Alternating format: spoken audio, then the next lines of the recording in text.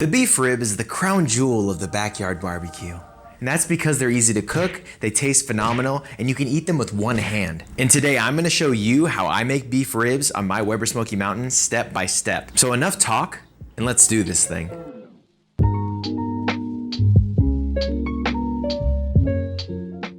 Okay, so this is actually a select cut rib. So based on the USDA scale, it's the lowest grade of meat in terms of how much fat is marbled into this meat. But with that being said, you gotta work with what we got. This is all I could get my hands on, so I have some strategies that I'm gonna use to make sure that this thing is as delicious and juicy and fatty and just amazing by the time that I'm finished. Yeah, so the first thing that we're going to do is we are going to trim this rib up.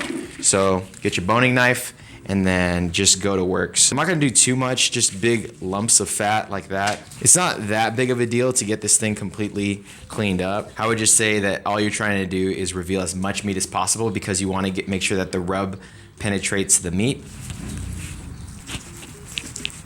So trimming the meat is not super important. You can easily just throw this thing as is with the seasoning on it onto the grill. Beef short rib is kind of expensive, so I would totally understand if you wanted to get the most yield possible for this cut of meat. Beef rib is all about the bark, and if you're going to leave the fat on, it's going to be a lot harder for the rub to adhere to the meat. Yeah, so just make sure that you use a binder if you're not going to trim the fat.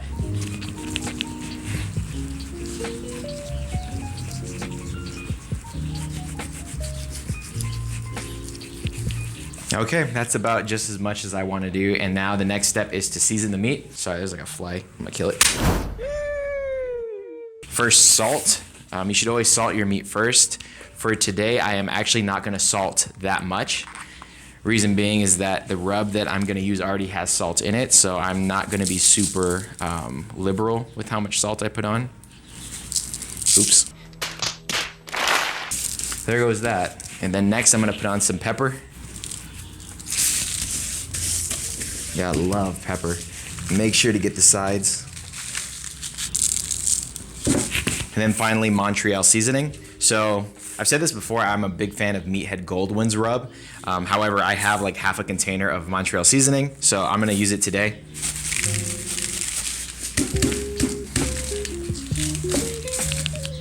Okay, so meat's all seasoned up. So today we're using applewood and hickory to smoke this beef short rib. We are cooking the whole cook at 275. Once that comes up to temp, I'm gonna go ahead and throw this thing on. So I'm just basically waiting at this point for about 5 to 5.5 hours. Basically, I'm just trying to let the bark set. Because I'm using a select cut, I'm really afraid of drying them out. So what I'm gonna end up doing is I'm gonna go ahead and wrap them, and I'm gonna put some beef fat inside of the paper to make sure that it stays moist. This process is like super easy. You don't even really need to spray. I may spray if the edges of the rib start to get crusty, and I'll show you exactly what that looks like when we get there. And if we get there, I will check in about 5.5 to 6 hours, depending on when and if these need a spray, and then we're gonna go ahead and wrap these things. So as you can see, the edges are getting pretty black and crunchy. So it still needs about an hour left of cooking. So I'm gonna go ahead and spray it up.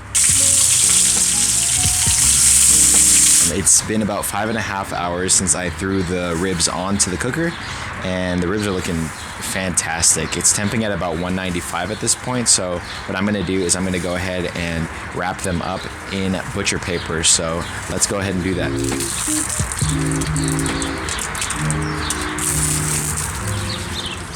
Okay, so I just took the ribs off and I'm ready to wrap them. I'm going to go ahead and just take this beef tallow, wipe it on the butcher paper, put the ribs face down in the tallow, wrap it up, and then put it back on the cooker. So let's go ahead and do that.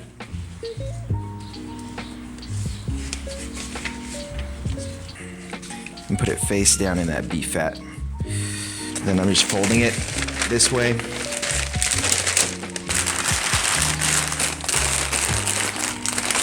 Yep. So I'm just gonna put these back on the cooker, just like this, seam side down, and it should be ready in about 45 minutes to an hour. So I forgot to mention that for me personally, I love it when the beef ribs are super tender.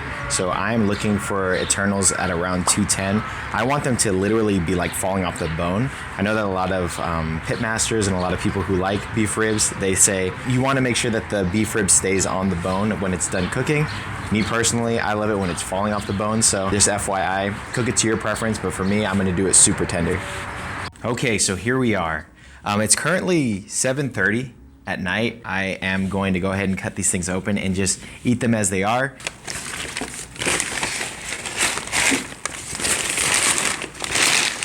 So here are our ribs. They are pretty hot, looking good. Yeah, the membrane on this one is already falling off, but it's okay. So a way that you can tell if the ribs are done is you basically can stick your probe thermometer through the bones and see if it punctures through the membrane super easily. If the membrane is tender, that means the ribs are done. So I'm gonna have to stand up for this because I don't have a better camera angle, but I'm gonna go ahead and cut these open and show you guys what it looks like. Wow. Yep. Nice and juicy. See that? Wow, I just want to sink my teeth into this. Oh, jeez Louise. Wow. Yeah, so juicy. Would you look at it? Look at him, oh, he's gorgeous. Oh my gosh. Like, my mouth is watering so bad right now. I haven't had brisket or beef ribs in like at least a month. So, no, that's a lie. Probably like 3 weeks. Okay, so all that's left to do is to try it. So, here goes nothing.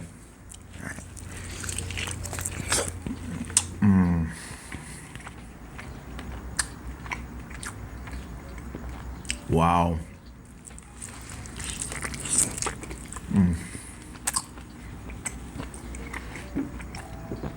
Brisket on a stick, you know?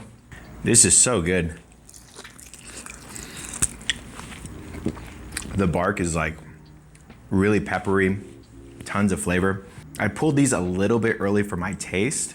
I like them to be like literally fall off the bone, but yeah, these are phenomenal.